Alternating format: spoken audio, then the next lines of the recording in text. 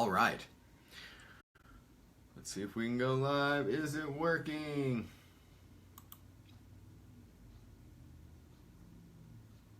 Seems to be working. Yay. Let's do some sharing. Share.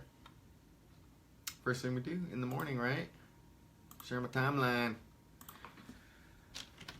Last DC Live of the year. And then we're also going to share this with another page here. I'll share to a page. Let's go and share to a page I manage.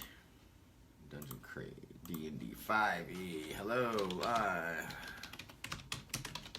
Who is on today? Sarah, good to see you. And Chelsea, good to see you as well. For the last Dungeon Crate Live of the year. Tim Hatchtress, good to see you. Good morning, good morning. Let's see here. Let's do some liking. Oh, come on. Now it just clicked everywhere. I don't know what the hell's going on here. All right, there we go. Sweet. All right, I love it. You guys are on already. Lots of people on. Kelly, hello, how are you? Amanda's on, and Curtis. Boom. Everybody's joining me. Show me your mugs. Good morning. How you guys doing? First off, I should probably plug in the old phone. Otherwise, that will cut us off there. I have my little arrow so I know where to look, so I can look you guys in the eye. Jason, how are you? And April is joining us today. All right. Cool. All right, here we go. I think we're ready to go today. If you're happy and you know it, clap your hands. Bam, bam, bam. Yes. All right. My name is Wayne, and I'm the owner of Dungeon Crate. Thanks for joining me on Dungeon Crate Live, the place where we get together and, as a community, talk about stuff from our company, join in the conversation in our community, and spread the love of role-playing games all around the world. Coffee and contemplation today, the last one of 2017. I love New Year's. I love it almost more than, actually I do love it more than Christmas. So I'm very excited about the new year. Rob Kenobi! What's going on, Rob? Part of the Dungeon Crate team right there. And I really want, let's see, I'm finding everybody, let's see here, blah, blah, blah. I'm trying to get some updates here. Let's see if it's going to update me so I can read what you guys are saying, because we have some great prizes to give away. We have some awesome stuff to talk about. And there we go. And some fun things to do. All right, let me see if this works here. All right, clap, clap, clap, Jason Hoover. All right, good to see you, Jason. I'm wondering if this is going to give me real-time things, but we'll see. We'll see how this goes. There we go. Maybe if I run it, it'll work. We'll see. So the first thing I want to do today, because it's, this is the last one. Let me show you this. Okay, so we talked about these candles, right? So Amanda made these sweet candles. Now here, right here, is one of the model mods I was talking about. Taking something from Dungeon Crate, completely modifying it and doing something cool with it. I wanted to make a candle stand and have it like drip down over it. So this is what I made. I have these. I have a ton of these hexes. This is how thick they are. They're like fiberboard. They're freaking great. You can use them for bases. You can make giant Settlers of Catan boards, whatever. That's what I'm going to try and do, or a big battle board. But I took that. I took some of this pink foam, which is what I made those bricks out of. So that pink foam you have, and I just cut it into the shape. Now, if you look here, I used a little bit of hot glue and just kind of, and also I used spray glue for the sides. Now you can just, it melts the foam, so you can just add a little spray glue as you go. It'll melt it, make it look like rock, kind of. I added another piece up here just to elevate it some more, and used a bunch of hot glue and just did some dry brushing. I just threw it together. I did polyurethane it, so there's a very good chance it's going to catch on fire behind me, so please let me know if that happens. Just post something or make a little wow emoji or something. So I tried to burn the bottom of this candle so it'll stay on here. So Here, we're going to burn it back here. I do have tin foil on here, so we're going to see what it looks like as it burns throughout our cast. And we're going to see if it melts down over the... If it melts down over it, or if it starts everything on fire. Hopefully not. But this is the candles that we had. In fact, this will be one of the prizes we have on our cast today. Make sure it's straight. There we go. All right. Let's see if that holds. All right. All right, Michael, good to see you. Hello. All right. Yes, well, training sessions on Fridays sound amazing. That's for sure. April, good to see you. Let me see. Spill up. Oh, yes. So we'll have to, I guess, yes. As it gets going, we got to pour out some of the wax so that it doesn't go out there. We'll see how this works. It's going to be fun. All right, so let's see. Yeah, we've got lots of people on this morning. So Erica, good to see you. Good morning, good morning. Hope you have coffee. What's in your mug? Today I had kind of like achy stomach. I think I remember before going to bed about 2 in the morning eating like 2 chocolate covered pretzel things from our Harry Potter party. Ugh. So, but I'm still having cream in my coffee today. Shh, don't tell anybody.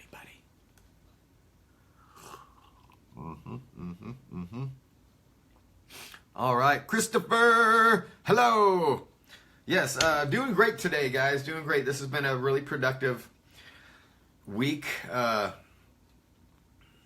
Yeah, right. Doug DeMarco, good to see you as well. And that's a fantastic Christmas present, by the way. We'll have to post that if you look at the link down on the mugs one. If you want to post a picture of your mug, go ahead and do it down on the pre-post. Doug left a link there of a video of a present that he got. You guys might want to check out because it's pretty sweet. All right, Christopher ran a GURP Superheroes game last night on Roll20. Oh, right on. How'd that go? That sounds pretty fun. I haven't run a superhero game or been in one for a long time. You know. Yes, spouse face. All right. Yes, that's hilarious when she says that. It's funny. Thank you to that. Yeah. So it is freaking cold here and gonna get colder here in Omaha, Nebraska. So yeah, it's gonna be cold. So let's warm up together. Maybe sit by the fire, have some drinks. Ragva. What's going on? Oh my gosh, Ragva, I think, yes, that has got to be the same Ragva I know. And it has been years. So, it possibly isn't. But anyways, yes, let's warm by the fire. First off, if you, again, with the prizes, there are prizes to win today, and people win every single Dungeon Crate Live. All you got to do is comment on here, and then all you have to do to get in again, I'm going to give away 2 prizes. Share this live event right now. Let's see how many live shares we can get for this last cast of 2017, you guys. Lisa, how are you doing? Good to see you. And of course, Shawanda, good to see you. Thanks for joining me, guys. Thanks. This is gonna be a fun celebration of all things end of the year, wrapping everything up. We even have a behind the screens question to read to you today. So yes. Prizes, just share this live cast and then comment in there below. I would also ask you, if you are all revved up about doing that and you're all jacked up on caffeine, feel free to leave us a review right here on the Facebook page. You guys are so amazing in doing this. It's really helped out a lot. It really has. The exposure we're getting, because this whole month of December, we did, the people in my head, all the Facebook Live events, and it's all on you guys. You guys shared this, you told people about it, you got excited about it, and I hope I rewarded you guys well enough, either with entertainment or actually prizes. And so thank you so much from all of our team. And so yeah, it really works. So if you guys give us a review, you share this page, maybe you share something from our site, maybe you share your photos. Just sharing photos, A, we like to see what you get and what you do, and B, it helps spread the word, because Facebook is they only get the word out if they want you to. So So hey, Wiretap, Spread the word a little more. All right. So who else is joining us today? Blas, Javier.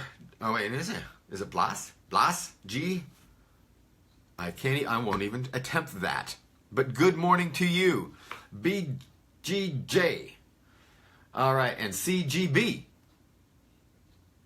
Andrew, how you doing? Good to see you on here as well. All right, so let's talk about the prizes that you can win today simply by saying hello and good morning and sharing the page. So I wanted to put a bunch of stuff together for this one because it's the last one. We're going to announce winners from the last Dungeon Crate Live here in about 15 minutes. But, this is good coffee. I'm feeling it. All right. Let's go over one of the prizes. So I've got like a prize package. I gotta make room, you guys. So, yes, let's do this. Let's make some room. All right. First one. This is like the first package of prizes. This and this. All right. Here we go. All right. Just for commenting today and joining in the conversation, we have all this stuff to give away for free for you. Full set, glow-in-the-dark dice. I believe these are from Metallic Dice Games. I put them in a Chessex box. And a sweet, boom, Dungeon Crate button, the big one that people got. You can't have enough of these. If you have two, keep them or give one away. Boom. All right. Bam. A Dungeon Crate patch to go along with it. Exclusive. Will you be getting that in crate? Who knows, but whoever wins gets one ahead of time. And of course, the awesome die-cut DC sticker. I'm putting a little branding stuff in here. Like these. Which you guys get in the box too. Also, because we have these, and people have been asking, the 25th anniversary Lisette figure that you can that is only available through Reaper purchases, or you can find it on eBay or something like that. But you can find it on our online store and in your prize box. Your prize box. All right, and this sweet enamel pin from 1980 Who, the D20. Yes, I didn't keep it, or no, I didn't keep it. I kept one, but I have these. So yes, this is a good one. If you like it, let's see. Put those across. All right, who else is on vinyl version of the sticker? Yes, actually, these die-cut ones are pretty good for that. They're real nice. And then, because we made a bunch of stuff, as if any of you have been following this, you know that we did a Harry Potter Christmas party, and that I didn't go live because it was insane. But I'll take you guys through and show you like the setup that we had, which will be cool. We're leaving it up until New Year's. Because on New Year's, they're going to run the back-to-back Harry Potters on HBO, and we're going to have that and do a New Year's thing. So because we did that, I also, as people came in, they got to get badges for their houses. So I made badges for the houses. There's Ravenclaw, Gryffindor. If you're a Harry Potter fan, there you go. And then we've got Slytherin and Hufflepuff. So you'll get also all four. Oh, and last but not least, how many of you know what this button is? There you go. So you'll get the set of 4 Harry Potter buttons that I made. Full set of dice, sweet enamel pin, awesome Lisette model, kick-ass die-cut sticker, and bitchin' patch, and a totally tubular button. That's just the first one. That's just for either sharing or commenting. I got, oh wait, and one of these, because I have a few left. And who knows if you can actually put liquid in this. Live and learn. But sweet, it's a DC plastic. Where is it? Come on, there we go. It's got some dice in it, so you can roll it. I use this as a dice cup. I really like it for that. It works great for those small polyhedral sets that we have. Yes, I use this. So that is just the first prize package for today. The second one. Let me clear this off here. Dungeon Crate gives away more prizes than any subscription box in the world. Am I right? Tell me I'm right. It's also thanks to my amazing vendors who are also doing this. Erica, good to see you. David's on. We give away more prizes than anybody. We've given away hundreds and hundreds of dollars worth of prizes just this month. Testify, people. Tell people. We do our marketing a little bit different. I would rather have you buy stuff than me sell you stuff. That's my whole goal. So the next prize package that you get, Zachary, good to see you. Another set of the Harry Potter buttons. So that's a set of 2, 4, 5 of those. Handcrafted by yours truly. There might even be some DNA on there. Who knows? I might have, no, just kidding. There's no DNA on that. But there is love in every single button. You also get a Lisette. You get, boom, another DC button. Now, since somebody didn't claim this, you're also going to get with this one a set of 3 little potion pendants. So they're in there. Boom, boom, boom. These were by D20 links, and I had them at prize unclaimed. What happens? It goes back in the prize vault. So there you go. You get that. This is still all for one prize package. Bam. From 1980 Who. This metallic and enamel sword pin. Magic sword. You get that? You get a dice cup with dice in it. And again, the sweet die cut sticker, and of course a bitchin' patch. And then, last but not least, also from D20 Links, you're gonna get a caged D20. There you go. That's all in prize 2. So there we have it. All right, now I gotta clean this all up. How are we doing over here? All right. Ooh, it's getting ready to drip down the sides. It's gonna be cool. It's gonna be cool. All right, so that's the 2 prize packages today. So I would implore you to please share this and encourage people to chime in. Yes, it is you. And say hello to my sister Kim. Boom. Yes, Ragla, good to see you. Wow, that's really sweet. Again, I really love it. I share this to my personal page, and people, again, they're like, hey, there's Wayne's Nerd Stuff. And it's always fun to see some friends chime in who I don't normally hear from. But on this, yes, now I get to interact with you. It's sweet. So yeah, Ragla, you should play D&D. And I can give you more stuff. But yes, we give away more prizes than anyone else. I want to continue to do that because, what it does is help my vendors. It puts vendors that I can't necessarily put in the box into your hands, and it shows you some cool stuff, gives us ideas for more things. You dig it, you get it for free, all just because you are, participating in what I figure is a natural, organic way of doing business, because we're in the role-playing game industry, right? Role-playing games are group games. They're creative. Use your imagination. It's not just about the stuff that I have here giving to you. It's about how you use them and how you put them into your game. So, yeah, I'm really happy to be doing this. But again, it's all because of you guys. And I want to thank you by giving you fun prizes. And again, I think it's just the best way of spreading the word. Oh, one other thing that we made too. This won't be a prize because I'm going to probably eat it here shortly. But one thing that we did make, we had like this, a bunch of candy and stuff that we had made. We made chocolate frogs. So this is a chocolate frog. I think I may have taken a bite of it already. I forgot I was doing it with the live cast here. So a chocolate frog. I think this one has, Rice Krispies and maybe some dried mango or something in there. I started experimenting. I made a few of these like Diablo hot with some super hot spiced pepper in there. I don't know who got them, but it would have been funny to find out. And then you can't have chocolate frogs without wizard cards. So Lori and I made these wizard cards. We found this online. These are really a lot of work, man. Print these out in color on your out of cardstock, both sides. Then glue them together, then laminate them. So, and then trim them and all that great stuff. So you got a chocolate frog and you got a wizard card, which I thought was cool. And this is something you guys can do too. This was all kind of like free to do. You can find the mold and you just kind of mold it. And they're super easy. You use those little melts. So, boom. Yeah, hot frogs. Hot frogs. I used to call, what did I call them? Death Eater frogs. We'll go and show some more of that too. Oh, it's starting to go down. Should I drip it now or am I going to burn myself? I'm totally going to wax myself. All right, I didn't. Woof.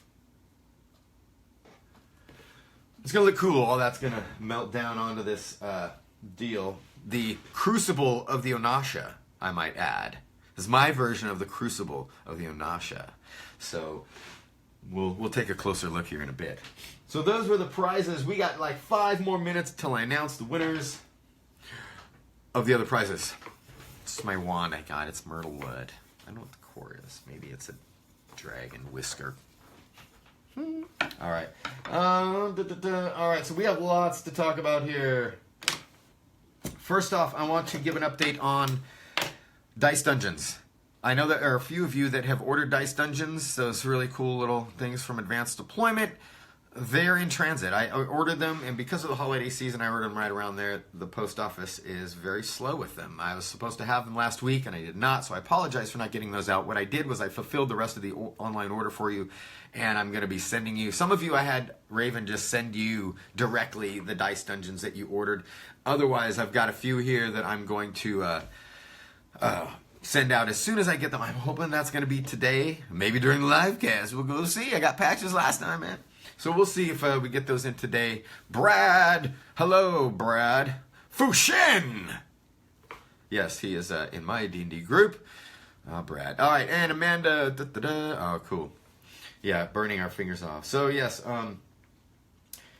lots of stuff. So hopefully those Dice Dungeons will come in. I will get those shipped out to you post-haste, and then I'll have a surplus of them. So we'll hopefully not run out. I was expecting them earlier, but holidays. So, all right, so next up is Instagrammies. Little issue on the Instagrammy thing. I extended it, kind of, and so I changed it on the pinned thing. You can still go ahead and post your Instagrams with the categories that are on there. Post all the Instagrams for the Instagrammies. Get them up there. Over the weekend, I'm going to go ahead and put them into folders online. I'm going to let you guys know. And we're gonna pick the winners after the new year. So it's gonna be next week that we'll have winners. This will give us a chance to get everybody's photo up there. Just go ahead and keep tagging them, keep hashtagging them, put them up there. Once I get them into the folders, that will be kind of the cutoff. Once I put them in the folders and I announce that they're in there and we're like, go ahead and vote, then that's gonna be the cutoff. I think there's some great photos out there you guys are putting up, and I just want to give you enough chance to show them off and win. So keep posting. All right, keep posting. I'll let you know. And then we will have another live cast next week, probably Wednesday, because Monday is New Year's. I might do a New Year's Day one on Monday, but I think we're going to be, I don't know what we're going to do. I'm going to take it off. So anyways, keep posting on the Instagrammies, and they're great. If you want to look at everything that people are posting right now, just sign up on Instagram or go to your Instagram and hashtag the hashtags that I have down on the post below or pinned to the top of our Facebook page. If you click on those now, you're just going to get the ones on Facebook. They don't count. So go ahead and just maybe it's DCI 2017 category. So whatever the category is, then it'll pull up all the ones. Most of them are going to be from Dungeon Crate. I did find out that there was a DCI 2017 hashtag already from some company, so yeah, weird. I probably should check that first. I think I spelled it out last year, and I was like, okay, well, maybe I don't want to make it so long, but yes. Wow, you guys are having a New Year's Eve game. All right, anybody else having a New Year's Eve game? Everybody's got it off. This might be the perfect time to get adults together to actually do things. So let me know if you are. Go ahead and leave a if you're having a game over the weekend, even if it's not on yours, but even over the weekend. I don't know. Am I? Are any of my people on? I have no idea. Where am I? I have no idea where I am. I have no game. No game this weekend. But I do have a gig. I get to play a New Year's Eve gig. I don't play those anymore, but this is 5 to 8 for old people like me. Then I get to come home in the freezing, frigid -13 weather and stay warm. So, yay. All right. Let's go back here and check things out. John Walker's on. Good to see you. Alex, son of Wayne, is on. Good morning to you as well. Rebecca. Yes, New Year's Eve play to. Do any of you play on New Year's Eve and then play up to, and then like woo, chime everything in? Is that like your New Year's Eve party? Because that would be pretty sweet to do. Yeah, that would be pretty fun. All right, I think we're gonna do this now. Actually, I don't know. Let me look and see if anybody. I don't know if the people that are on are winners yet. So maybe. Oh yeah, yeah. Oh yeah. All right, we're going to do this now. Who won from last Dungeon Crate Live? Let's check it out. And let's go over the prizes from last Dungeon Crate Live. Of course, you get a candle. Wait, there it is. You get the D20 Links D20 necklace and the Game Master Toolbox treasure deck. That winner is... Wait, let's do drum roll, please. Wait, where am I? Drum roll.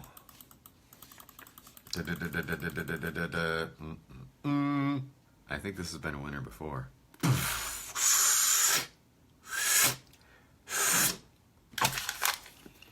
All right. That's terrible. All right. Congratulations, Carolyn Welker, for you win this prize. All right. Next up. Drum roll, please. You're gonna win the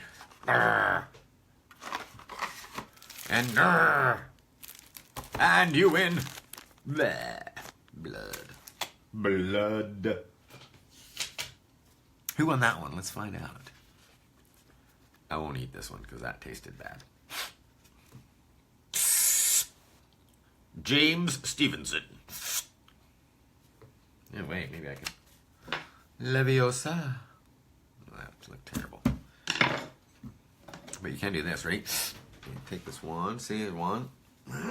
Yeah! I am magic. All right, so congratulations to both of you, James Stevenson and who won again? And yeah, Carolyn. It's gross. Carolyn Walker. Congratulations! Yay! Let's give them some loves. Hearts. Ha ha ha. Ooh, that's nice. Oh, we don't need to be sad, but we're going to do some more hearts. So, congratulations again. I hope we are the most prizy subscription box service out there. And once again, you guys, Dungeon Crate is just, we're working that into just one of our products. We would like the Lords of Adventure and War Games, which is the umbrella company name. Lords of Adventure and War Games. It was the name of my gaming group back in high school. Kelly, good to see you. But I want to, so I named it after that, and I want to make Dungeon Crate, of course, it's our premier product. It's our flagship product. We're starting to get new things on our online store, and that's one of the things that are going to change here, and not really change, but expand in 2018 is the online store, so that we've got some exclusive, fantastic items for you that nobody else has, that are also kind of developed based off of our customer and fan base. So, yeah, you guys can be, it's going to be kind of a whole thing. So I'm hoping you guys are liking what we're doing. If you do, I just want to say thanks to my team. First off, I'm going to do a lot of thanks throughout this, but Matt from Dungeon Doodles came on board middle of the year and has changed Dungeon Crate. I can't thank him enough for providing a visual, kind of a signature for us for Dungeon Crate. I kind of wanted that, and also for all the back end stuff that he does. You guys don't see half the stuff that Matt does for Dungeon Crate, but he is responsible for the websites, the podcast website. Also, really for being part of our team, helping with curating items and just working out different things for Dungeon Crate. But thanks a lot, Matt, for doing that. So much appreciated. I don't know what I would have done without this team coming on and getting it together this in the middle of the year. I don't know what I would have done. It was too much work for me. So, Floyd, writing some amazing adventures for you guys. Thank you. And helping us with analytics and numbers and things that I don't want to calculate. And for your awesome Dungeon Master skills and player savvy. So, thank you, Floyd, for that. And Kevin, of course. Kevin, thanks for coming on and writing blogs for us, participating in the Facebook Lives, and also writing some amazing adventures for you guys as well. He did the last adventure slashing through the snow. You can only sing that one, apparently. So thanks to Kevin for doing that. You know, and for also, he was the one that got us in the newspaper, like twice. Twice. Pays to know people in the right places, then hire them to do stuff for you. We can't be in the paper anymore, though. So anyways, thanks to you guys. Thanks to Lori, my wife Lori, for allowing me to do this. You guys, this is going on our 3rd year. We're going on our 3rd year. And of course, I'm an entrepreneur, we have our own businesses, so I don't work for anybody else but us. We have another company. She took that company over and worked like 10-hour, 12-hour days, if not more, in the busy seasons while I did this. That basically was a wheel that was investing in itself at first. And she allowed us to have this whole thing right here, because not allowed us by you know, being able to work, and us working together now on that business is keeping this one thriving and expanding and just getting bigger. So it was a team effort, and it always is. I've been married to Lori for over 12 years now. 10 years, 12 years, something like that. I should probably figure that out. Wow, this is live too, isn't it? Yeah, all right. So anyways, Lori has been amazing. You guys don't even know the stuff that she has provided behind the scenes. Everything from just organization. She packed boxes with us, of course. Puts up with me. That's probably the biggest one, as I was spending hours developing this. So thanks to Lori for that. Thanks for just, you know, not killing me with one of my own swords. Appreciate it. And then, again, Rob. Thanks for Rob Kenobi for helping out too. Rob was there at the very beginning. Every time we packed the box, he was there. Every time we had some things to talk about, he was there. When we turned all that over and sent it to Portland, I didn't see him much. So we brought him back in here, and he's been contributing and hanging out, and it's been fantastic. Thanks to that. Alex also for doing the podcast. He's coming to Omaha, and you're going to see a lot more of him in the upcoming year. So, yeah. And everybody else that I'm forgetting right now, because I forget things. Thanks for being a part of the team. Awful Creative. That's our guy. Thank you, Graham. Our artist, very first artist that we had that did our box design and did our... he didn't do the one that was done on Word. That was me. But he did our new box design. He does our inserts. He did that design. He does, he's done basically came up with all the logo, which, not this one that one that I actually did on Word.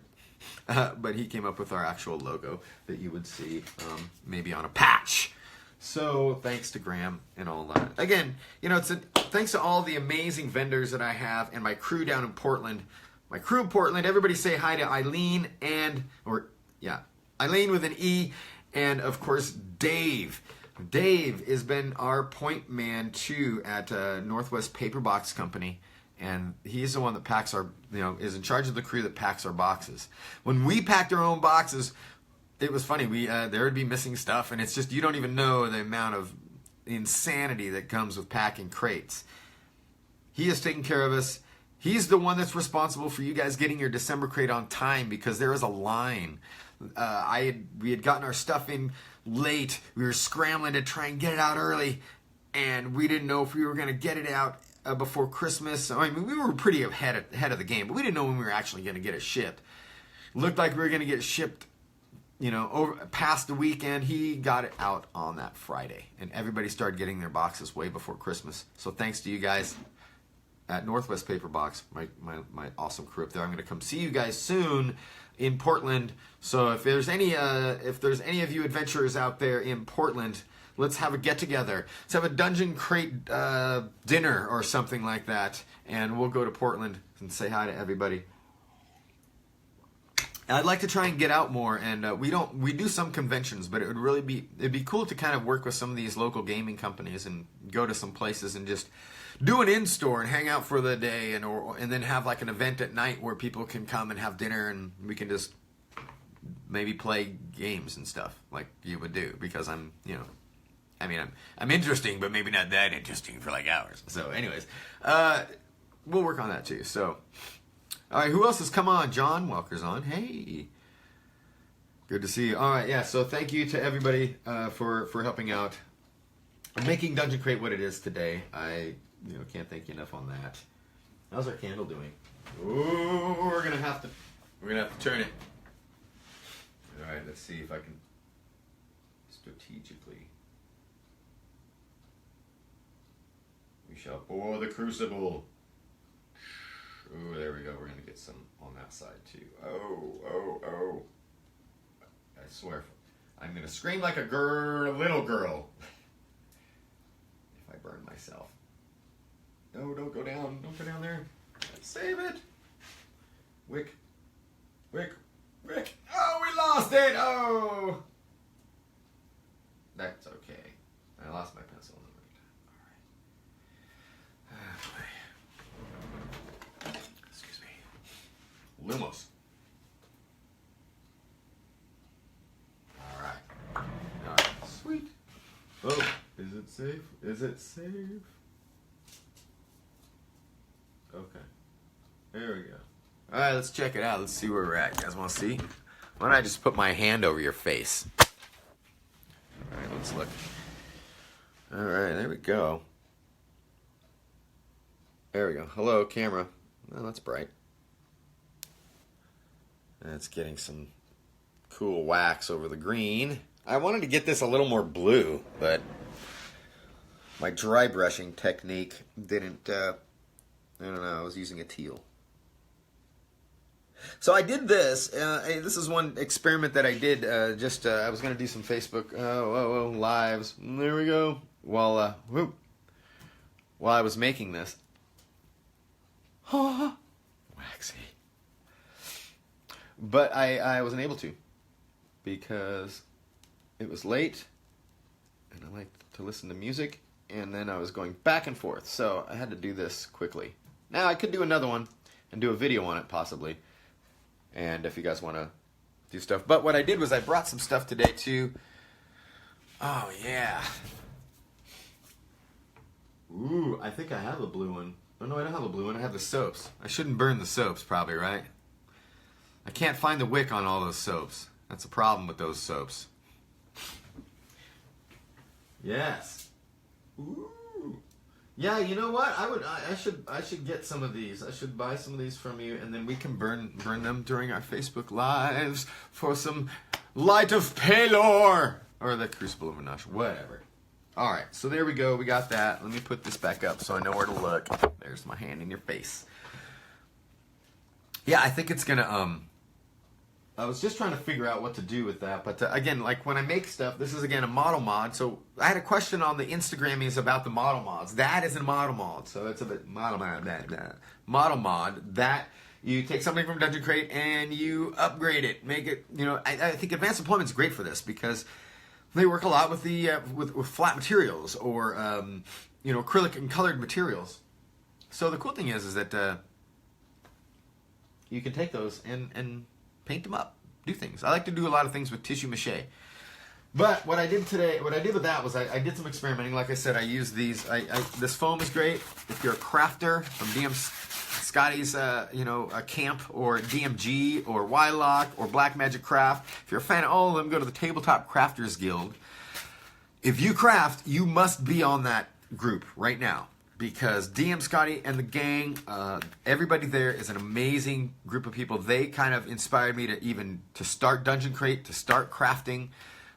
They will show you stuff. There's all sorts of things on there that you're going to love. They have amazing things that you can do from just stuff that you have at your home. So, yeah, and stuff you can craft for your tabletop. So the foam comes in different things. I also use this kind of foam. This one, actually, I sprayed with stuff. If you spray this foam, it does give you some pretty cool effects. In fact, you can take just your regular packing foam and make something like this. I'm just experimented with some cavern terrain, and these are going to be like pools or tide pools or some lava pools maybe. I don't know, but this is just a piece of styrofoam, and I played with just pouring some lacquer fluid around it or some really... And then the webbing spray glue, like that good stuff.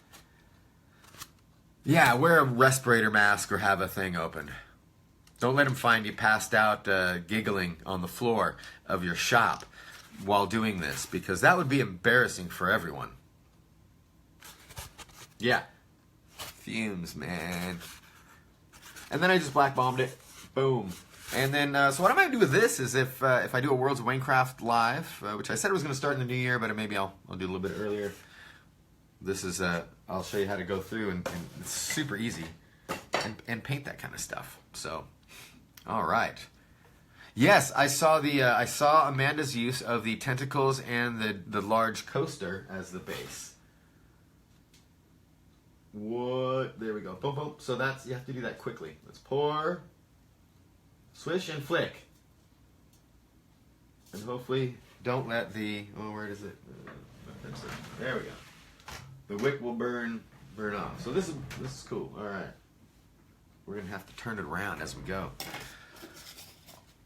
All right. So there we go. We've announced our winners today. Let's talk about you guys want to talk about the January box theme? The first box of the new year. Let's do it. Oh, yes. The Dungeon Crafters Guild. Ooh. Yeah, but it won't be as cool. I don't know, guys. Yes, all right. So we were okay, going back to this candle, we were talking about making candles with a D20 in them, which would be sweet. It may be more pricey, but it's worth it if I can we're going to see how far down I can get this. And I'm sure we're going to be experimenting and doing all sorts of stuff like you have to, but if this was in the middle, it wouldn't burn. And then you'd be able to burn your candle, and then after that, you'd be able to play with your dice. It would make it heavier too, so that'd be interesting. It'd be interesting to see what that does. Oh, and she does have the metal dice, guys. All right. Yeah, so, yeah, definitely check out the Crafters Guild. So the first crate in January, if you look on our Facebook page, you'll see the Epic Adventures banner. This is something new that we're doing, actually. We started writing our own adventures and really developing our world of Halcyon. If you're new to Dungeon Crate, I am basing all of our stuff on our world of Halcyon, which we're going to be posting a map. Which when I look up, that's what I'm looking at. This is the map that all of our adventures take place in, at least theoretically, and hopefully you guys will either put them in your own campaign setting, your own world, or you can play along with ours and actually be a part of our world, because some of the prizes that we do are going to include you as either an NPC in one of these. Maybe you might be able to get an island named after you, or a kingdom, or a road, or even a tavern. We will be involving our fans and our subscribers and our customers into the Halcyon world. So Epic Adventures is a thing that we thought about to what am I saying here? It's a little bit different. I don't know how much I want to spoil this. You could probably read into what we're doing here. But this is just volume 1. We're going to have many of these. And we thought, since we're already giving you adventures, and then we're expanding those adventures in the digital crate, and then we're expanding those adventures in the publication of that module, the full module, what else would be good to give you guys? What else would be of value that you could use in your game along with this? And we thought, well, we need we're also working on the Bestiary of 2017. Would you guys like a DC Bestiary of 20? It's going to have all the things that we've statted out through the year, and it'll be on one PDF, and we'll see about publication. But the other thing, again, it's going to be just different types of encounters, different types of things that you can use within the Halcyon world. But we're going to have volumes of these. We're going to do these more often. We're going to have them also in the digital crate so that you can start building up a compilation of stuff. My whole goal with these adventures and the things that come, the expansions in the digital crate, is to create a way for dungeon masters, even new dungeon masters or veteran dungeon masters, to have some really cool, very versatile adventures. So you should be able to open this adventure up when you get in the crate and play it. Some of them you really do need the digital stuff, but if you're getting the crate, just go get it. We give it all to you. You should be able to play this through without even reading, it's like 4 pages, so just read it. But quickly, you can scan it, you can add to it, you can expand on them. I wanted to put in really good. The problem I had with some other homebrew type of adventures is that even though what you can get on drive-through and all that, there's a lot of backstory for the DM, which took up a lot of real estate, and it didn't really have much to do with the game. Didn't get the players into the game because you withheld that knowledge for the most part. And then there was very little, if any, player flavor text or stuff for the dungeon master who maybe might be new. It doesn't know how to come up with it on the fly and is not very good. Not a very good actor.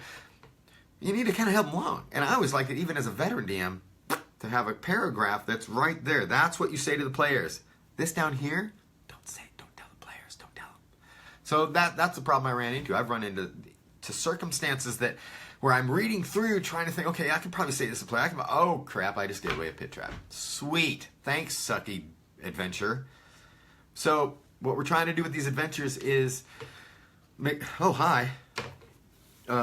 try and make them really easy to play, really easy to level up, really easy to modify, and make it easy for a veteran DM as well as a new beginner DM, and make them fun. Put in some cool traps, put in some cool different scenarios. We want you to use your creativity for this. And then, so to go along with that, these Epic Adventures series we're going to be launching it's going to work hand in hand with that. There's going to be of course, there's Easter eggs in every single adventure. You're not going to know exactly what, but it started in Xander's Orb. There's an Easter egg in there that's carrying on through the rest of the adventures. You may see it, you may not. There's a couple other ones that you're going to find that are going to come back around.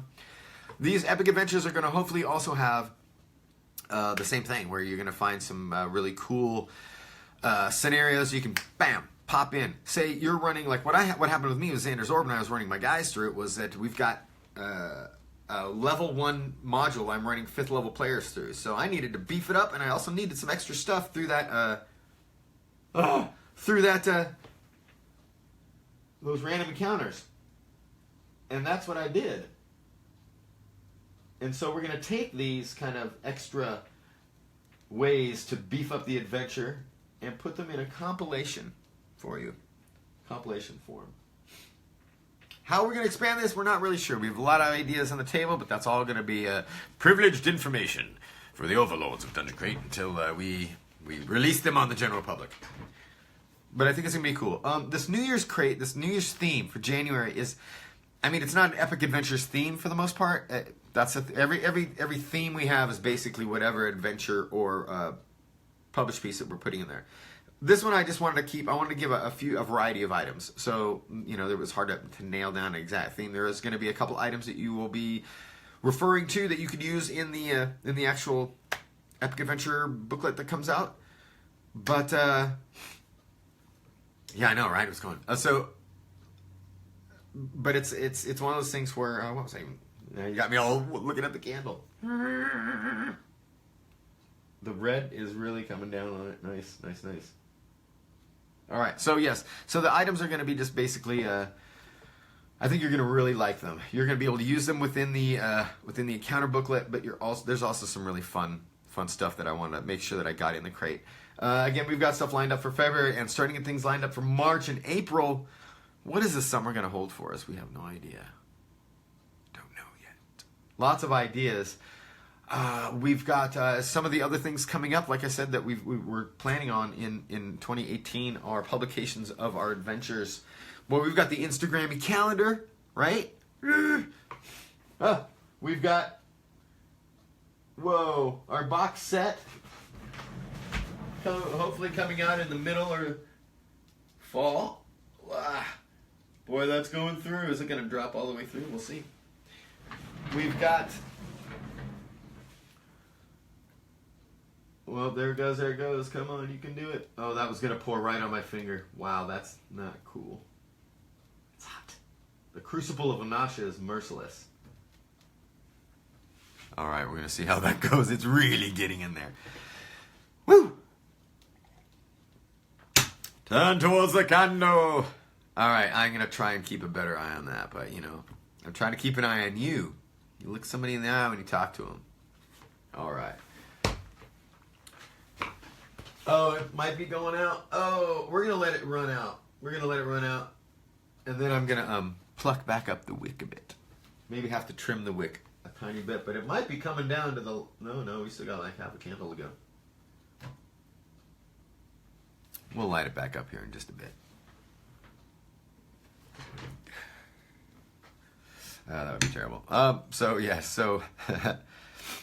no, I have a half a cup of coffee that's got water in it. I can spit on it or otherwise. Oh, at an angle? Oh, that might not be a bad idea. Let's try that. Oh.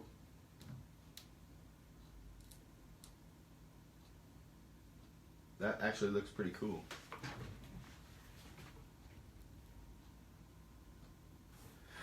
We need some really cool theme music going on. Dun, dun. Dun, dun, dun, dun. Well, there we go. Hey, let's put the camera on it. So yeah, it's burning pretty great. I like it. It's fun. I would definitely supervise it. But it's also pretty cool when you have a stand or something for it to kind of, give it a display. We're going to see how that goes. At least we're not starting the place on fire, which is always good too. All right. Let's see. So we talked about the January box theme. We talked about the prizes. We got those done. We got any New Year's resolutions or determinations you're doing? Let's throw those up there. That would be really good. My determination is to roll better for to my players. I'm a DM and it's terrible rolling, but I have lots of actual determinations. Yeah. What are some of yours? Do you have any RPG related determinations that you want to do for the new year?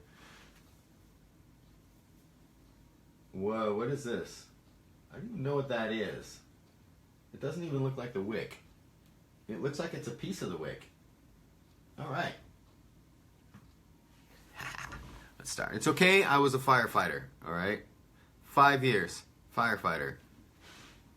We're safe. Did you miss the... Yes, John, you missed the January theme. The January theme is the epic adventures. We're putting together compilations of really cool scenarios, and we're tying them all in. We're tying them all into our Halcyon world.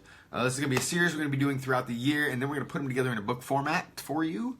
Various levels, all sorts of different creatures. That way you can go through, and if you want to expand on one of the adventures that we have, or one of the adventures you have, you can easily reference it. We're going to be putting out a lot of kind of really cool reference materials that I don't see anywhere else, and that I know that are really useful if people had them. Everything from the character sheets are well, a couple. Again, I want to be proprietary with some of this, but yeah, we've got a thing for taverns, we've got a thing for cities, we've got multiple campaign settings that we're going to be launching to help expand out our world of Halcyon. So, hey, Kelly, good to see you. Always good to see you. Good to see you. Dun, dun, dun. All right, Ethan is on. Let's go say hi to some of our people that came on. Everybody say hello to... Ethan's new. Let's say hello to... Nick is not new. Hatchtress. Oh, wait, there's Jean, Elaine, Hamilton, Moore. And who else is on? Yes. Kelly Pearson, good to see you again. And Christopher Dangle. Hey, I did want to mention again, like I said, I was going to mention this in every single one. We are also doing, one of the things we're putting out is the cookbook. So you will get something for actually doing the cookbook. If you of course contribute to the cookbook that we are going to have. If you want more information, please let me know. I can certainly send you information on what we need for the cookbook. But please send me your cookbook recipes so that we can put this out. These are recipes that you are going to send of course, you're going to get a free edition of the cookbook, and you're all credited to it. We're not making any money on this. We just want to put it out there and you can get something together as a group to make something fun. So this is stuff that you can make for your players or or you can bring to a game. It's out, and I know we're gonna let it go out for a second, and then but we're gonna try and do this. And Floyd's on. We're gonna try and do this so that we have a really a themed cookbook. We're gonna have a cool cover for it. You can make it themed if you want. If you want to make your recipes themed, go ahead and do it. Just you can switch around the ingredients, but just make sure we have a key to know what the ingredients are actually made of. Well, it's not really owlbear meat. It might be chicken. But find out. Anyways, put those in there. If you have a backstory on it, send it. If you've got pictures, we definitely will need those if you want to be included in the final product. But yes, the cookbook is something I want to do for you guys, just like the calendar. The thing that has numbers on it and the days go by. That we're gonna put pictures on them. I don't think we're the first ones to do that, but it's going to be it'll be your pictures. So yeah, a lot of things that we're going to be doing because of you, for you, and also just for fun. Candle's out. Let's take a look at the candle up close. Now I turned this, and I think because the wick separated and burned. But the cool thing is that this now is pretty cool looking just to have sitting on the table like so. Bam. The crucible of the... Wait, where am I? There we go. The crucible of the Onasha has saved the land. Anybody play that one yet? Let me know. Also, let me know when you guys play any of those modules. Let us know what you think. Let us know, give us the feedback on it. Did your players like it? Did you run into any snags? Please. The more we learn from you guys, the better. Because then we can continue to make modules that are going to be super fun, easy to use, and really engaging. So, Hatch dragon eggs. Now, those little dragon egg candles would be pretty sweet, too. I did see the video that they did with the big dragon egg candles. Pretty sweet. I don't know how you do that, but I'm sure you can handcraft them, kind of, I would assume, but then, you have to put stamps and stuff in them. I'm sure there's probably a mold out there. So, yes. All right, next up is a segment I like to call Behind the Screen. Yes. I want to do more of these. And if we continue with doing, if we continue with these Facebook Lives, if you guys are interested enough, if you enjoy winning the prizes, if if it's something that you want to keep doing, I'm more than happy to do it. In fact, we might, so like I said, switch up some times. I'm going to have guests in. I'm going to try and make this as fun for you as possible. So, if you want to keep doing this, then I wanted to have some segments too that you can participate even more than just leaving comments. And this one is Behind the Screen, which is send your questions or your situations to Wayne at dungeoncrate.com. And I will bring them to the group. I will give you my professional opinion, and then for what it's worth, and then we're gonna, of course, the group will then chime in, and we can all kind of answer this. Now, this will be a nice, safe environment. And again, if you do chime in on any of these things, there's, and if you know the rules on here, do not, be nice to each other. So this is just for. So this is one that I think I've heard from a couple of different people, but got written in. So let's talk about it. Oh wait, hold on here. If I'm gonna do Behind the Screen, I need to put on my Dungeon Master hat. All right.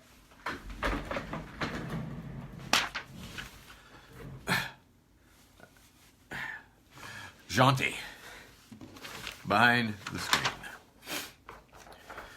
Letters from behind the screen. First one. Dear Behind the Screen, I have an issue I would like you to bring to one of your DC live shows on Behind the Screen segment. On the Behind the Screen segment.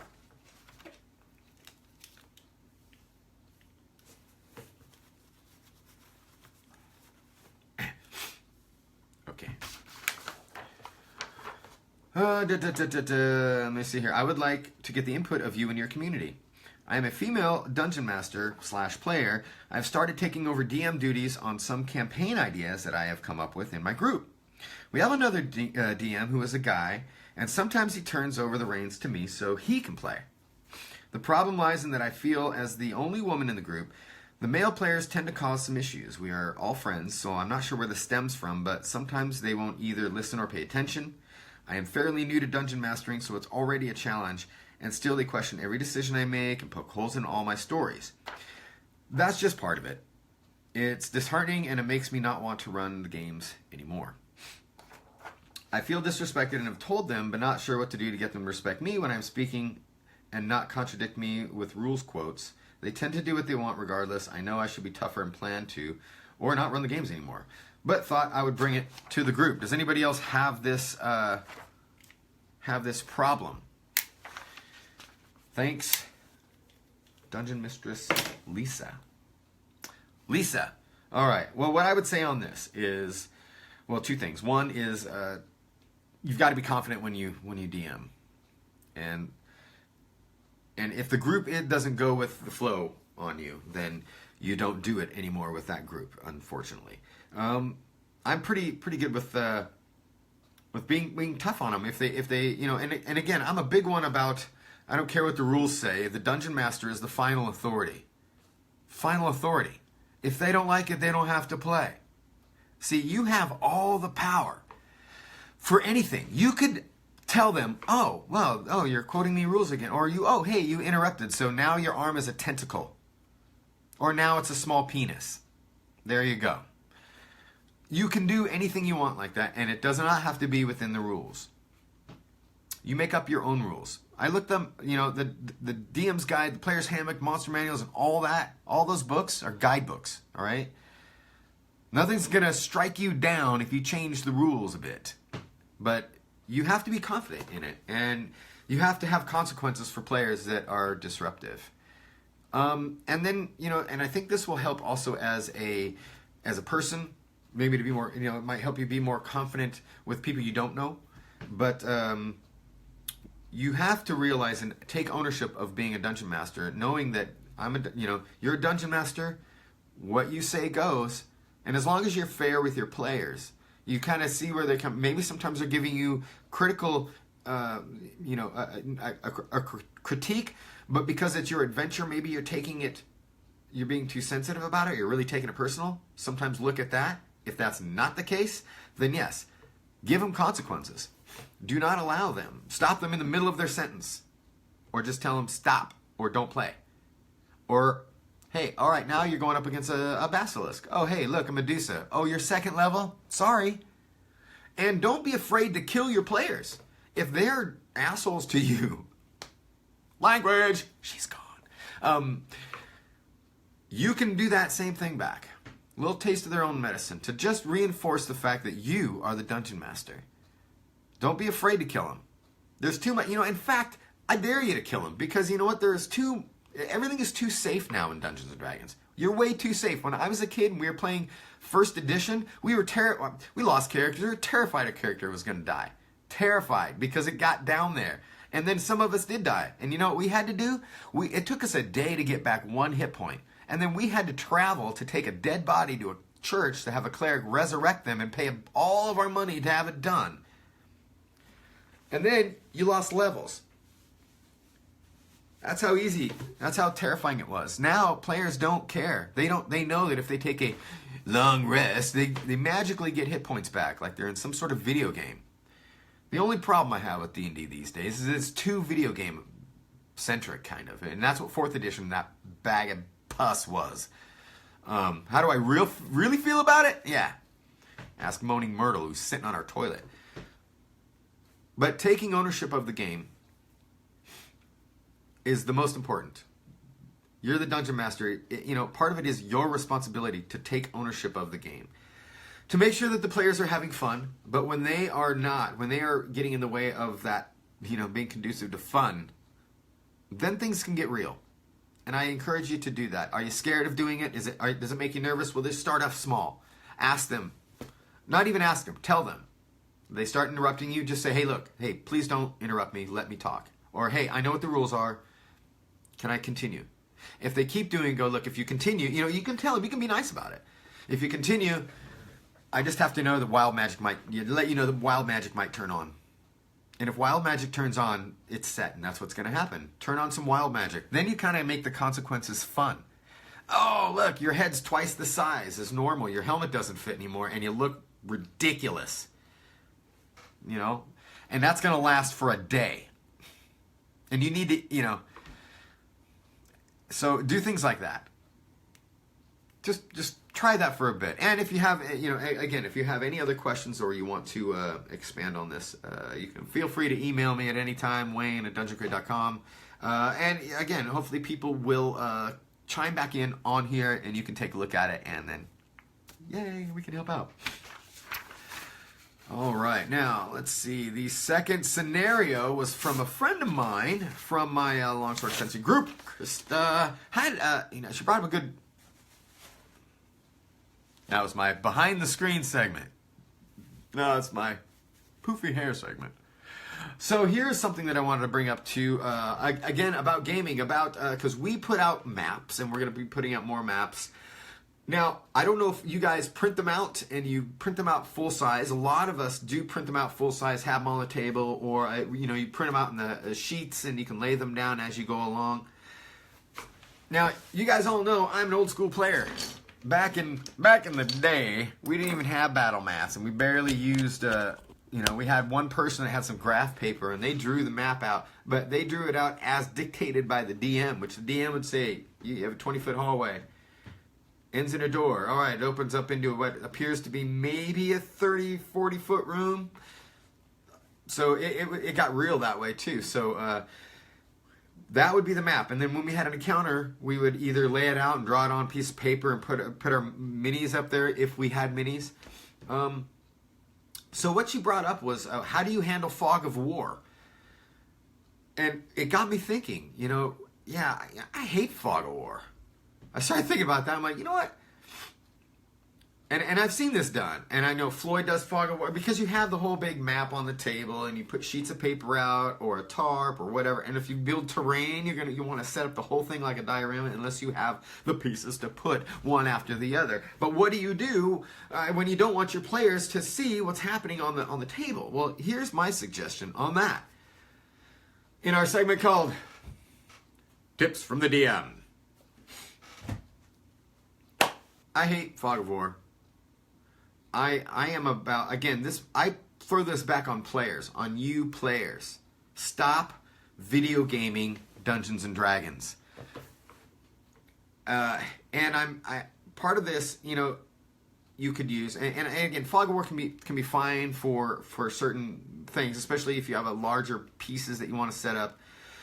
I am all about doing it as you go. Also, or if you have a full map, covering up with partial stuff is totally fine. But again, players, come on. You're role-playing. There's a difference between characters and the player. There's player knowledge. Make the game fun. Don't spoil it by having your player knowledge bleeds magically into your character. Fog of War is a very video game-centric kind of thing. And if you can get around it by actually using a big screen TV on your game table or something, that's cool, that's fine. I mean, that's where I think we're kind of running from. We're going to experiment with. Not that I'm super happy with that because, again, I don't mind people seeing the map because I'm like, player knowledge, man. I'm not going to show you where the secret passages are or the secret doors. But player knowledge. Be cool with it. No, your character didn't hear that, what we just talked about, right? So don't bring it into the game. Don't pull it back in there. If players are taking advantage of player knowledge, man, turn their arm into a fin. Give them gills. I'm all about that. That's going to happen. So, how do you guys handle fog of war? Do you use cloth? Do you use paper? Do you print out your map in segments? Another thing you could do is that. Print out the map in segments. Cut it up. If you've got a big map and you want to do it in segments, cut it up however you want and then spray glue it to the back of a foam core board, which you can find at your local hobby shop. Michael's or Walmart or Walgreens, whatever you want to do. But yes, Neverwinter. We should have a group on Neverwinter. I have not played Neverwinter for a long time. It would be fun. I used to play Wizards 101. That was my big video. I don't even own a gaming console. The only video games I play are World of Tanks, Blitz, and Cribbage. But yes, that would be fun. But yes, if you have to hide everything from the players, to me, part of role playing is using your imagination. If the players keep doing that, and they keep taking advantage of player knowledge, or they see, ooh, there's a big room coming up, so I'm gonna change what my character would do because I know that. You know what? Take all the maps off. Throw them back into the dark ages. Here's a piece of graph paper and a pencil, scribe. I'm gonna describe the approximate layouts of what you see. Now find your way back on your own like you would in real life. If you cannot separate player and character knowledge, then it's all going to be your knowledge, which means you're not going to get to know anything. Then it just becomes like a video game. Then in order to tell a party what's happening with two of the members of the party and not the others, you have to pull them aside. But if you all kind of chill out and have player knowledge and make it fun, like, oh no, my player wouldn't even know that. He would totally try and unlock that door. That's what I like to see. That's what gets inspiration from me. Gets inspiration tokens. Because if the player can play well enough to separate, or they're eager to run their character, they know, like, oh man, this girl, oh yeah, she is super stoked to do, like, this is her persona. This is what she would do. Not what I would do, but what she would do. And you play it as such. It makes it so much more fun. It's like, oh yeah, he would just attack. I love it when players talk about their characters, you know, in the third person, when they know where it's completely different. Even though they know there's a danger coming up, they role play it as if what their character would know or would not know and what they would do. Ethan, have a good day at work. So that to me is important, and I really want to impart that as far as, you know, what role playing means to me and what it is. So Fog of War, post your ideas up there to help her out, because that's you know, how she's coming. And again, if you do this, that's totally fine. Totally fine. I'm just going to give you my opinion on Fog of War and why I think it does video gamify it more than I'm comfortable with. But again, that said, players, use your imagination. Separate yourself from your characters. And it just makes life a lot more fun. And also ease up on your DM. And DMs, if you have jerk players sometimes, or if they take advantage of you, just remember, you are the ultimate power. Without you, they can't play the game. So give them gills. Give them giant ears. Or maybe give them like a extra large hands. That would be great. Give them critical hits on give advantage to every single monster. Things like that. Roll randomly behind the screen. Not tell them why you're rolling. And, you know, engage wild magic for some reason. You have the power, so have confidence with that.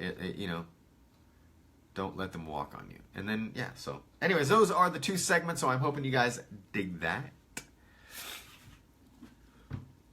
Oh, Floyd, I disagree. Video games are not why D&D is so popular. Because D&D pulls people away from video games, I think. I hope. In fact, I would rather have a kid play D&D than a video game any day of the week. I disagree with you, Floyd. And I will say that, I disagree with you on that. I think that,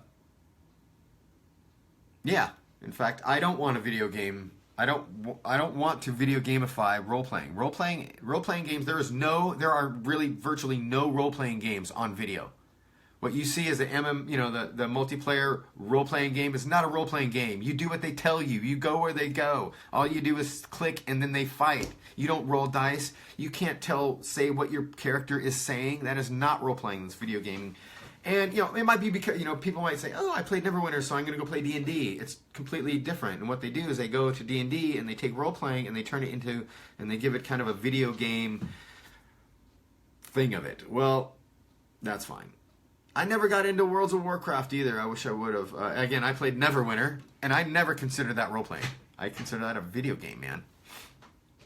To me, role-playing is you know, and it's even videoing it when you're doing Roll20, although Roll20 is a necessity these days. I want to do a whole thing on D&D 5e about technology in Dungeons & Dragons and role-playing in just in general, because I think that, you know, yeah, I still can, yeah, yeah, there we go. They were a gateway to people's interests. Yeah, so great. So is D&D. But yeah, no, I see what you're saying, Floyd. I get it, but I totally get it. But, you know, I'm just kind of being a little bit of old school here. And I'm glad it introduced a lot of people into role-playing, and I hope I hope when you do that it's, I don't know, I think D&D is a force on its own. It always has been. And in fact, now it's just like everywhere. I've got a business of it. Yay! There was something, well, I didn't know it, but there was something when I was a kid that was kind of cool about not telling people you actually played Dungeons & Dragons. And kind of having your own secret club that you get together and have high adventure. And you go into normal public and everything, and you picture everything as a role-playing game, or as your character rather than as, you know, everything else. But now it's like, you can wear a pair of fake glasses and say, hey, I'm a nerd, and cosplay, and then you're a nerd. But to me, it's more than that. Again, I want to bring back the role-playing aspect of role-playing games.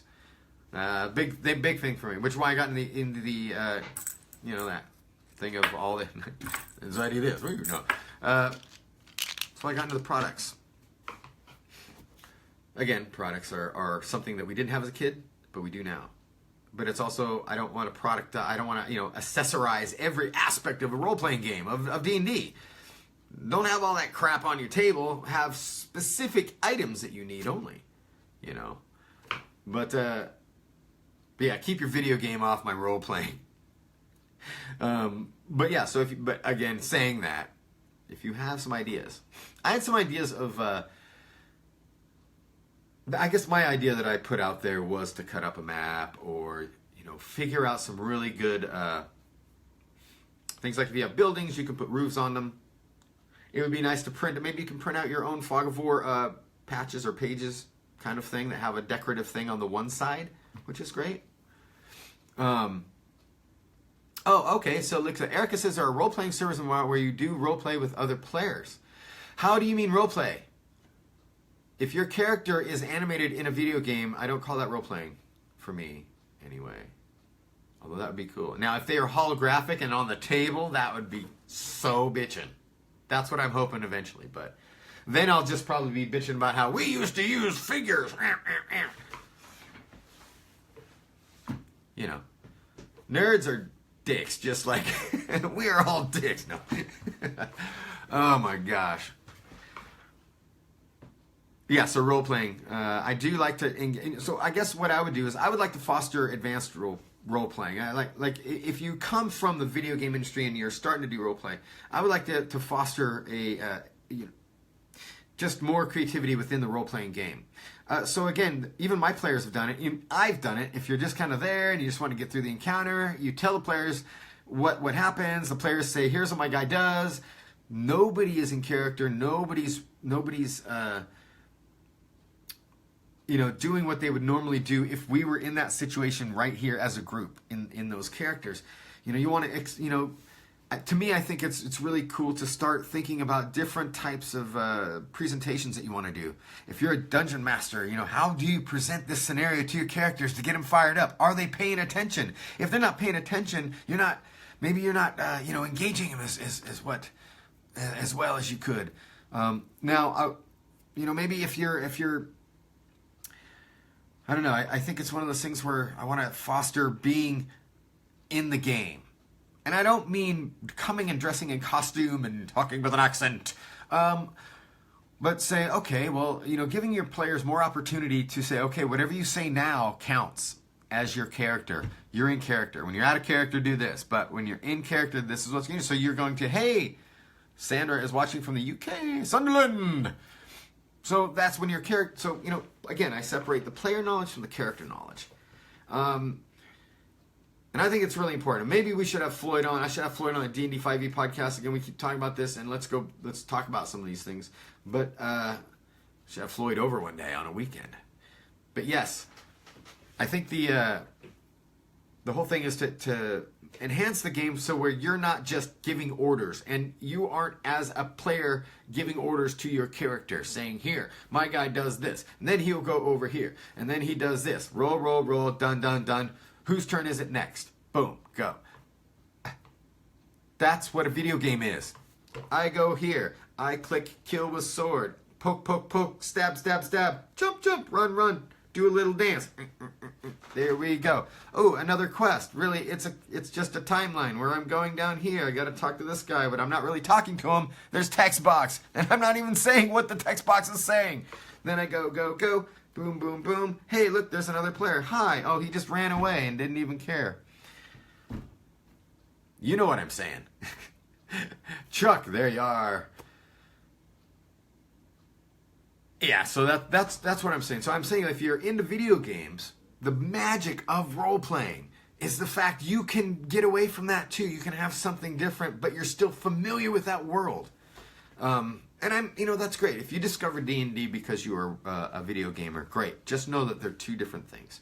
And there's such a great world waiting for you if you do it right. If you do it in the way that I like, I guess you're going to find that it opens up a whole new world of just imagination. You should be going to bed at night and you should close your eyes and be able to picture that adventure. You should be able to picture what you did. When your DM's talking, the player should be able to close their eyes and visualize the scenario. They should see it. I can remember some of my adventures when I was 15 and 16 years old. I remember going through Barrier Peaks. I remember going through Tomb of Horrors. I remember all that stuff. We didn't have any visual props besides the module pictures. So man, yeah, way back. Oh yeah, in-person games, yes. So and it's different too. It'd be like if you were LARPing. That's live action role playing. Now, you are still going around, stabby, stabby, stabby, hit, hit, hit. But the thing with LARPing is that now you're not you anymore. You don't sit there and go, well, I'm going to go over there and hit this guy with this foam sword. You do it. Now, is that some of your bags? No, it might not be some of your bag. But that's kind of what I mean. That's the difference,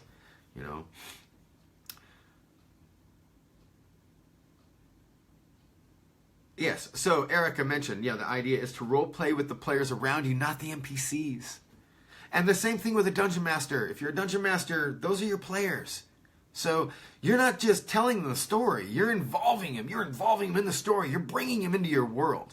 You did a lot of work on this adventure. You did a lot of prep. Bring him into your world. Don't just vomit it out and expect them to take it and do something with it. You can find little, if you're new and you're inexperienced, you can find little ways to do it. And I think that is, that's kind of the way I think that it will help you gain confidence as a dungeon master as well. So, anyways, I hope that was a little more expanded behind the DM screen or behind the screen that I wanted. But you guys are chiming in now. I hope Lisa, Dungeon Mistress Lisa, I hope you are watching and we can give you some, something valuable to take away from all this. That would be great. So if you have a question or an issue or a scenario, not even that you're dealing with or maybe that you heard of, that you want me to address on Dungeon Crate Live, please send it to wayne@dungeoncrate.com and I'll bring it up on the next Dear Behind the Screen. So bring that up. That would be great. Yeah, I'm going a little extra today. I said I was going to go for 2 hours. I have to be done by noon because I got a lot of work to do before 5. So... all right, Floyd, Sphere. Yes, now that would be interesting. When we talk, Floyd, we should really do a podcast on. We can do a Dungeon Crate podcast, or we can do a D&D 5e podcast. But we should talk about technology like that. I mean, seriously, if you can AI that, I think that would be great. But it'd still kind of be. The only way that would work is if every single character in every single scenario was set up as a role-playing thing, like real people.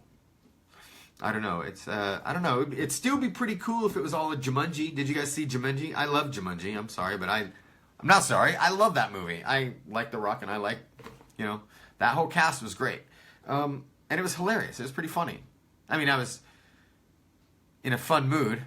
So, but anyways, it was really fun. And but it got me thinking too. That was kind of when I really liked the clever way they brought you like a real aspect to the video game world. I mean, the guy was like, he only can say so much, and then he goes. Lives on your arms. There was a certain interesting thing about that, and yet they were still talking to each other.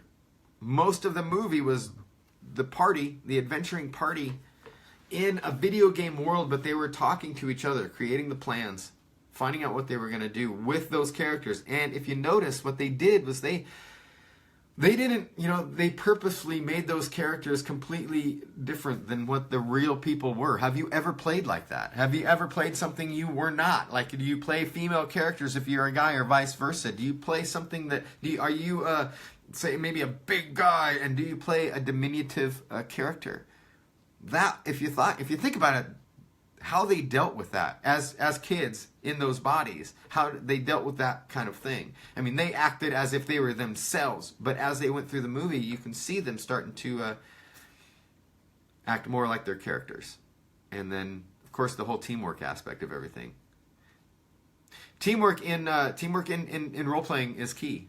Again, how many times does everybody just take their turn with no regard as to what the other characters are doing, or maybe I'll go and help him because he's down? Do you ever go in with a plan, a strategy, a battle plan? When do you not go to battle without a battle plan? When do you not go into a fight without some way of, hey, let's go? Or do you all run separately off this, or do you guys focus on one group or one opponent or not? That's what role-playing can be for you. And that's the way I'm going to put it. This is what role-playing can be for you. And we're going to talk more about that, hopefully on some more DC Lives, and when we do that, are behind the screens. My main point for talking about role-playing on here, too, is to get everybody engaged, and that's what you're doing with all our stuff. Because part of accessories, and I say this, part of the accessories, when you have things like this, I mean, this should be used as a tool for the Dungeon Master to expand on. Doesn't have like, ooh, now you have a treasure card. Boom, put that in your backpack with the other 5,000 items that you have, with your sticks of wood and your bundles of components. But these should be used like as a toolbox, right? Expand on it. They get the things. Don't just tell them they got you have 50 gold. Expand on it just a little. If you're new and you're weird about DMing, just a little. All right, listen up, everybody. I'm going to tell you what you found. Somebody write this down. They're going to write it down. If they don't write it down, you don't say it again. Found a bag, a leather bag. Let them open it. Don't just say you got 50 gold pieces in the bag, but let them open it. You got this. You got this. You got this. Really shiny sword. I don't know how you guys do that, but if you're new and you're trying to really engage the players more, you can do that all the way to awarding experience points. And make it a thing when you do experience points. Also, one thing that I started doing was and I learned this at Gen Con when I was playing, one of the DMs would say, when you killed a monster, say you defeated an enemy, he says, all right, describe your death. I know a few people do that. We started doing it, and you know what? It's really rewarding. It's like, hey, yeah, you're right, man. I just did that, and I get to add to the story. When you say describe your death, what you're doing is you're asking that person to be their character without really them knowing it. And they talk about it. And then they actually paint that picture in their head for everyone. They're going to remember that. It's going to inspire other people to paint that picture in their head. And the whole point is I want everybody to go home and when you close your eyes, you can remember what you did. You see every aspect. You see what the forest looks like. You see the pathway. You see the shrine. That's kind of what I think the magic of role-playing is. And that's how you can best use every single product from Dungeon Crate, because these are physical items, but they're only tools, and you got to use your imagination. And I'd love to see how you guys do it. That's why I promote you guys making model mods, making, showing me pictures of how you're using these in the game, because then you talk about it, and then it gets people fired up. All right, Hatcher's going to start a guild. Nice. A guild. To expand on that, what do you mean? Are you going to start a guild? A thieves guild? Should we all worry and watch our pockets? Yes. Oh, man.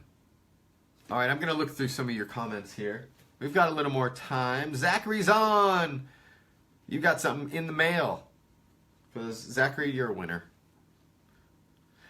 Actually, I think Zachary, Hatchtress, Miguel, Sarah, Amanda, Nick, Michael. I believe Michael, too, is one. If you have won on Dungeon Crate, let's do a... Show me some love if you have... There we go. Dungeon Crate love.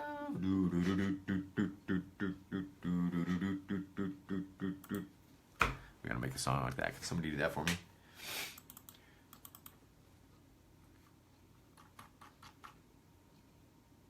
Oh yes. We'll do our own. No, we probably should not do that. I'm terrible at that. All right, Tara. Oh, that's on my Facebook. Tara's my sister. She's the weird little tiny human that's on my Facebook profile page. It looks like she's a tiny bird gasping for food from a mother thing. No, my sister's awesome. She was really cute until she started knocking down my blocks. Hey, Michelle.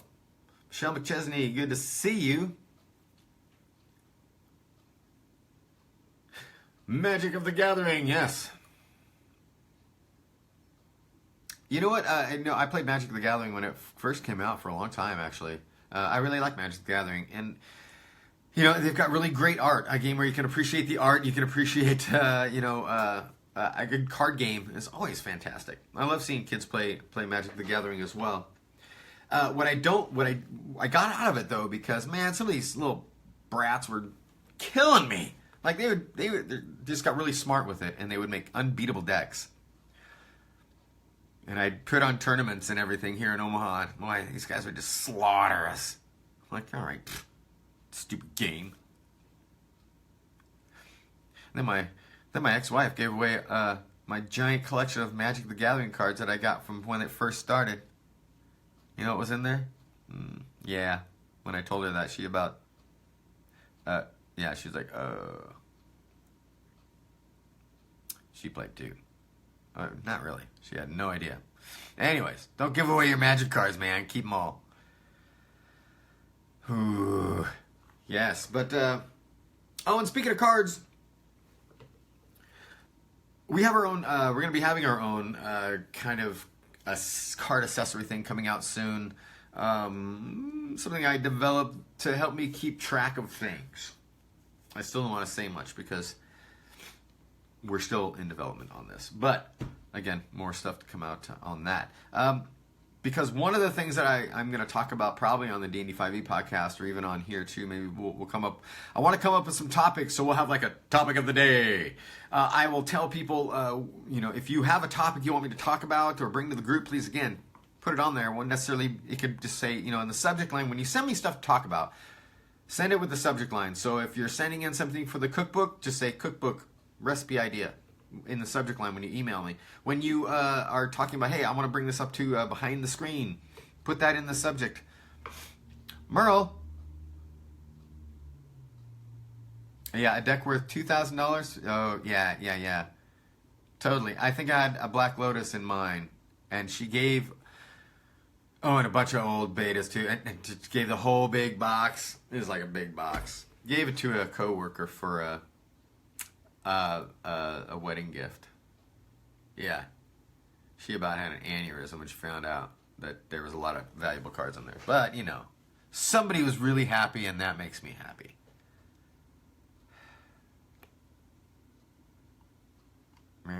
All right. Oh, so anyways, where was I? What was I saying? Oh my gosh. I get distracted so easily with all this stuff. I need a partner in crime to get me going here. But, yes, to keep me on track. There we go. Coworker. Boom, boom, boom. Magic cards. Yes, but we're going to have some new stuff coming up that I want to have. So one of the topics that I want to talk about in another Dungeon Crate Live, of course, is going to be, Well, two things. We've written blogs on this, and I've also done a podcast on it, making treasure valuable. That's the other thing. It's really easy to get your hit points back in D&D these days. So my quest for video gamifying it is to make it harder for people, or make it like they've got to make it harder for people to take long rests. But also, like, what do you guys do with treasure? Tell me what you do with it, because I bet you don't do crap with it, right? You put it on your character sheet and you leave it there.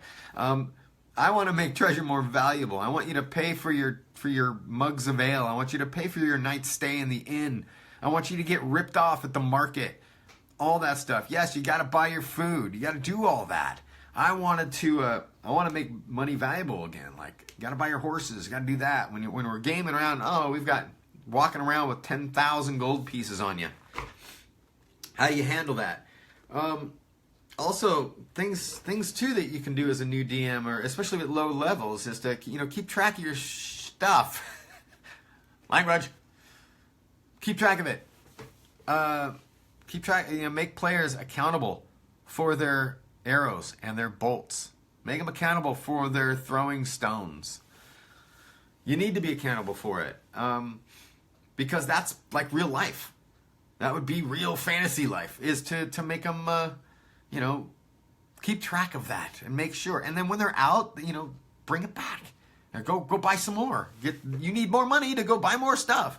But when you're out of arrows, you're out of arrows. How many times have you run a game or been a player in a game and it has been like an action movie? You have a never-ending supply of arrows. How many? Raise your hand if you even keep track of arrows. I dare you.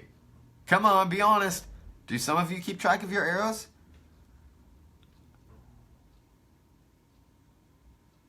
Mm-hmm. That's what I said. That's what I mean, right? That's what I mean, guys. I think that's part of it's another kind of pain in the butt, but making players accountable, that just kind of triggers, oh yeah, I have a player character sheet here. I need to buy more food. I need to buy more arrows. All right, you guys are? All right. Yes, that's good. If you keep track of your stuff, or if you make players keep track of your stuff. I'm guilty of it too. I'm very guilty of it, because there is not a great way of. It all is player. It's all player responsibility, completely player responsibility in an encounter to keep track of your stuff. So I want to talk about how people do that. I've got an idea. I've got some ideas for an exclusive product that we're making to help do this. But it would be good to see more of that. And if you're a new DM, then yeah, that's part of making it worthwhile for players to go out and do these adventures and not just be a bunch of murderers cruising around the land, just killing anybody that gets in their way or doesn't agree with them. So yeah, right. Yes, sticky note pads. Yeah, because that would be great to come up with ideas on how to do that in a way that everybody can remember. And that's the key. And also, you're going to want to strategize more. This also helps you strategize. If you're keeping track of your ammo, it does help strategize. Some DMs I know also will keep track of how many encounters they have, or if there is a critical miss or a critical hit with a weapon. They need to get their weapon resharpened or anything like that. Those are also things that are in the game that you can have players spend money on. So it'd be fun to put a whole bunch of stuff together and figure out things like that, how we can work that in. What else do I have today, people? It is coming on the noon hour. Again, if you haven't yet, let's everybody like this and share this. Looks like we've got lots of views. We can do more shares than that, maybe. I don't know. Don't share it don't share it in a group unless you have permission. But dice roller boxes, Drago. Hey, Drago. We did that also, and we're gonna have some dice roll. We got some. I think my son-in-law is working on these really sweet leather dice towers that come together, that snap together, and then unfold, travel. but they come together in a really cool leather kind of dice tower. We had some in there from Advanced Deployment before. We've had some in there from Hobie Hill and his, where is that? Deep Dungeon Games. Oh, I put it away. So yeah, dice roller boxes, and also we'll have more dice trays on the store as well. But yeah, Murder Hobo Campaign. Yeah, so how do you keep track of all that? Dice boxes. So the other thing we're going to have too coming up is going to be in the new year is going to have more input from you guys as to what else you would like to see in the crate. So we're doing things like switching up times and days for the live events. We're going to be promoting more on our Facebook page and engaging people more, doing these Dungeon Crate live events. We're going to be publishing new adventures and expanded adventures and more stuff on the online store. And then we're also going to be, really just expanding our reach with the Dungeoneers Guild, with the events that we're going to be doing, dungeon clubs, our Roll20 sessions. Uh-oh. Look at what I just You need your coffee cup. Go get your coffee cup. Oh my God. Quick, go get it. Lori's here. I told you we might be able to get Lori on. In fact, Kevin was going to join us today, but unfortunately Kevin's boss left and left him in charge. So now he's probably Lord of the Flies there now at the Omaha World Herald. It's crazy. All right. Hey, everybody. Say hello to the Dungeon Crate Queen. Look at what I just got. What is this? It's from Sammy. Isn't that adorable? You're so magical. I know. I'm so magical. And you have a matching mug. I know. It's amazing. Show us your mug. I love it. Wearing the mug today. That's it. You gonna wear that all day? I think so. I'm feeling pretty magical. Really? Yeah. Magical AF. See, now you have lots of cosplays. She got, can I tell them? Yeah. She got Wonder Woman underoos. I'm so excited. They're so cute and comfortable. I had no idea. I was like, oh my God, I love this. Yes. I have pictures, but I can't show you guys. You can't. Why don't you go change and come back? Nope. No. That's not going to happen. Can I touch your horn? Mm-hmm. Ah! It's so magical. Well, it's good to see you all horny and ready to go today. Woo! Ready. All right. And we're warm because it's going to get cold. I know. It's going to get really, really cold here in Omaha over the holidays. New Year's. What are we? We're going to be like frozen in. Frozen. Yes. Let it go! Oh, you burned it. Nice. Yeah. That's cool. That is the crucible of the Onasha. I like it. Yeah, it was we had to manipulate it a little bit, and It looks good, though. I think it's working. We're going to try to do, more as we do these live events. Cool. So, Yeah. you have Happy lots New of work Year. to do? I do. Yeah, so do I, don't I? Mm-hmm. Yeah, I got to get to work, too. Cat o' nine tails. Oh, nice. So, yes. So anyways, that's the deal. And I think, again, I want to say to everybody, I think we're going to be done here. But thanks again. I want to take these last minutes to say thank you to everybody. This month has been super fun. I've had more fun with Dungeon Crate this month than I've had in the past 2 years because of you guys chiming in, saying hello, having coffee and contemplation with me. Boom. Coffee and contemplation. And for chiming in, helping us spread the word. It's showing. It seems every time I do this, new people subscribe. New people check out the online store and they come in and they purchase stuff. More people start liking our Facebook page. I'm getting, less customer service emails because people are getting informed as to what's going on. And I just want to thank you guys for supporting our vendors, supporting our other fans that make stuff, and being a part of the group, and just making this more than just a business that's trying to steal your money. Making this a community that makes it fun for us that are running the business. And again, having something to do with the business that's doing things different than anybody else. That's what we're about. That's what you guys and us are teaming up to do. You and us. By us, I mean people in my head. So, yeah, let's do some stuff that nobody else does. Let's make this company so, when it gets worldwide, live, you're going to be like, you know what I do with that? This is, see that thing? Yeah, I had something to do with that. Oh, you see that? That was my idea. You guys, not just all of us. So thank you for being such a great group of people. Let's get more people involved. Let's get as many people as we can. Like I said, I'm going to do some more of these Dungeon Great Lives. If you guys like them, we have given away hundreds of dollars worth of products for prizes. And more is going out. Again, prizes this time. You want to see a whole set of buttons, stickers, dice, la la la. Prizes are great! Oh, Pete the Barbarian, you crack me up.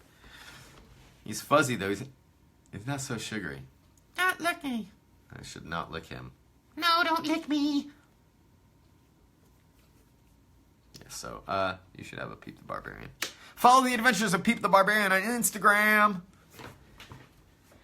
All right, so we've got all these prizes again. Congratulations to James Stevenson and Carrie Lynn. Well, it's dried up now for our wins today.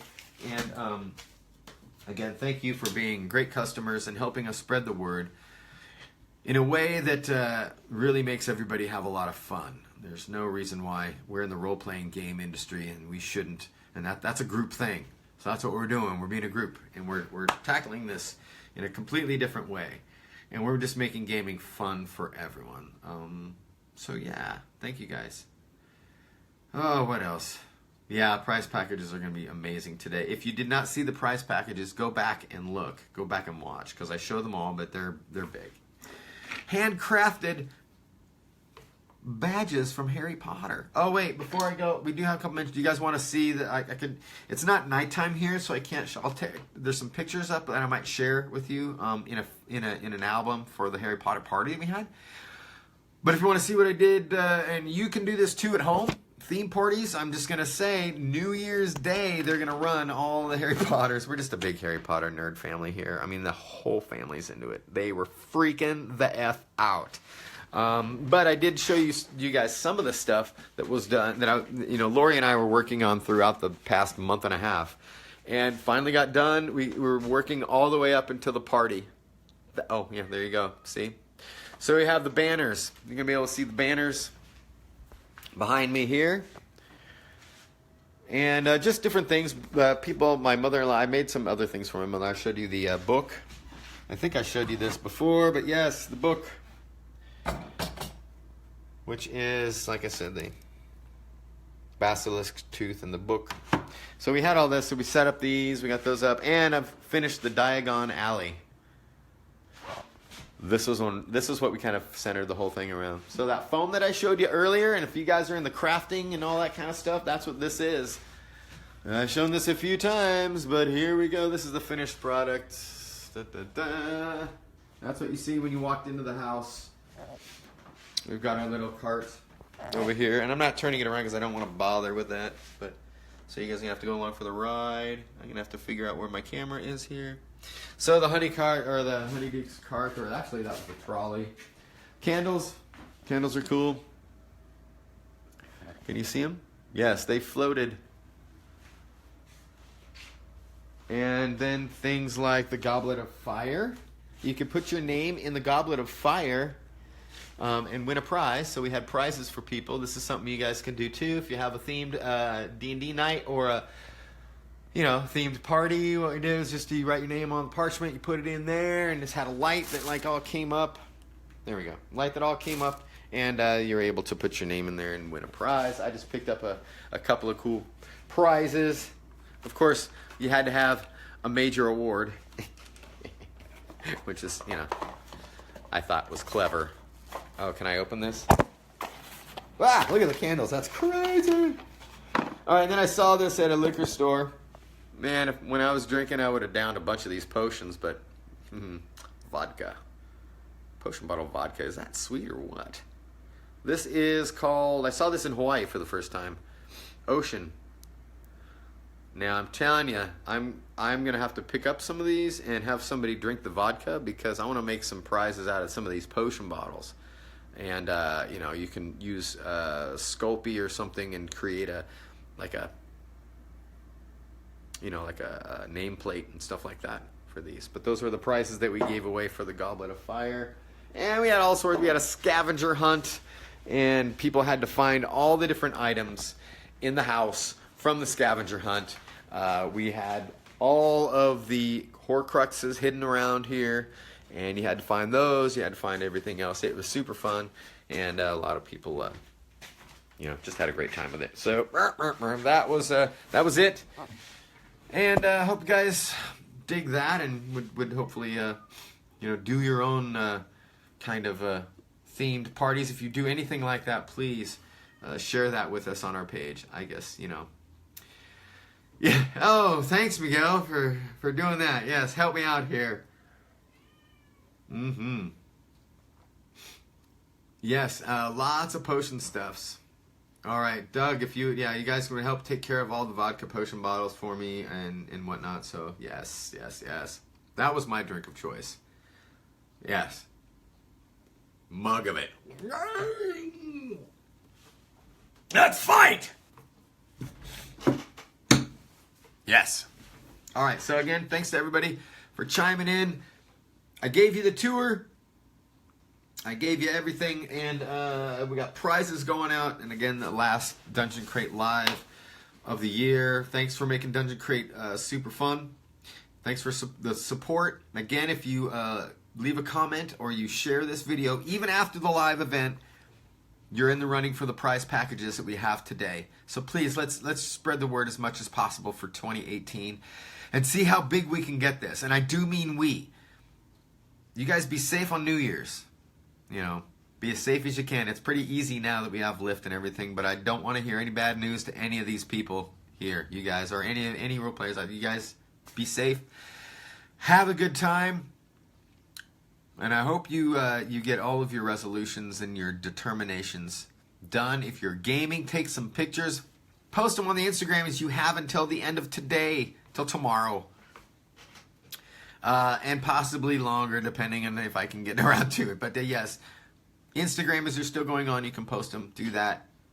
And like I said, stay safe. What? Stay safe. And thank you. We all love you here from Dungeon Crate. Say bye, Lori. Bye, Lori. We'll see you next time.